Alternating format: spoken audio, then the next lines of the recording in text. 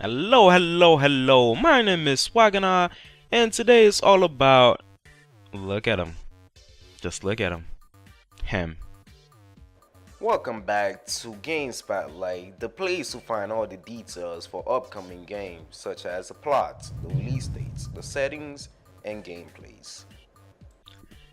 Pikmin 3. Now, if you haven't played Pikmin or you just haven't heard of it at all, you just wanted to find some information on it, I'll give you a clue. I will give you some clue. So Pikmin is actually a real-time strategy game and basically use this type of astronaut that fell into this planet, and now you have control over these little cutest adorable creatures, and then with those you can explore the depths of the whole planet and to find secrets and treasures and such as that. So that's what the game's all about.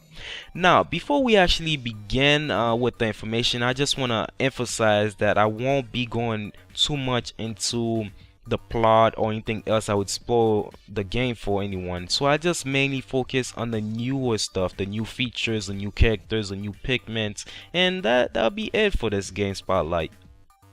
Okay, so let's move on. So the developers and publishers are Nintendo, always has been and always will be for a long time. But the only thing that has changed about Pikmin for the third one is that it's gonna be playable on a different system.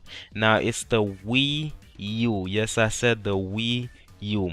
And the Wii U actually does sounds pretty good, sounds pretty fun to play with.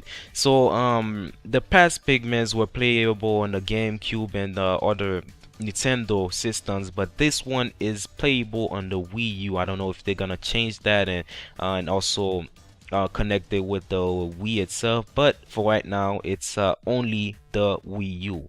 Now talking about the release dates, everyone wants to find out the release date. They actually don't have a fixed release date as of now, but make sure and mark it on your calendar that it will be in the month of November, and if it's not the month of November, it's probably December or the month before that, so it's around that time. There actually is a lot of similarities between the first Pikmin, the second one, and the third one. But for the third one, there's a whole bunch of new changes, a lot of changes that they made. So I'm gonna try my best to give you some details on those changes. So let's start off with the characters actually. Now, if you have played Pikmin 1 or 2, you well known Captain Olimar. But for the third game, you won't be able to play as him. But there's four more characters that they have chosen: character A, B, C, and D. And no, that's not the name. But I don't think they have any names of that yet. So you will see Captain Olimar during the game, but I don't think you'll be able to play as him for some reason or another. Now, moving on to the setting, the first and second one were they had some good settings. It was pretty much for not that big, but the third one, from what I've seen, are way bigger, way more beautiful, way more interactive in how you see, and also caves. One of the things that I wanted them to implement in the game, they have caves, they have tropical regions and sand castles and stuff like that. So a lot of brand new settings.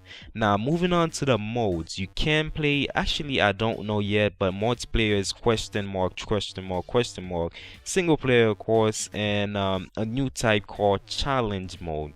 From what I've seen from the demo, you can actually fight bosses. Now you can do a lot of things that they have not implemented in the second one and the first one too. So the modes has greatly changed. The game has made a turnaround, and it's actually more fun that way. And that's it for the new ones. But moving on to the pigments, the new pigments, we well know the red pigment, the yellow one, and the blue one, but now there's a white pigment. And also, if you can see from the demo, if you can go look it up, from the demo they gave at E3, the white pigment actually looks pretty good, and it's actually slow, and but it's actually powerful in a way. You can use it to destroy crystals and ice and such as that. Now, there has actually been a lot of people talking about the other pigments, such as the pink one and also the purple one and the white one from the second game coming back, but those are not confirmed. The only one that are confirmed is the red, yellow, blue, and the rock pigment. I'm not gonna spend a lot of time on this, but if you didn't know, I just want to tell you now, the red pigment is immune to touch from fire-based enemies and objects. It's actually high on attack, and it's a pretty good, so you actually want them around. The yellow one are immune to touch from electricity from enemies and objects such as that.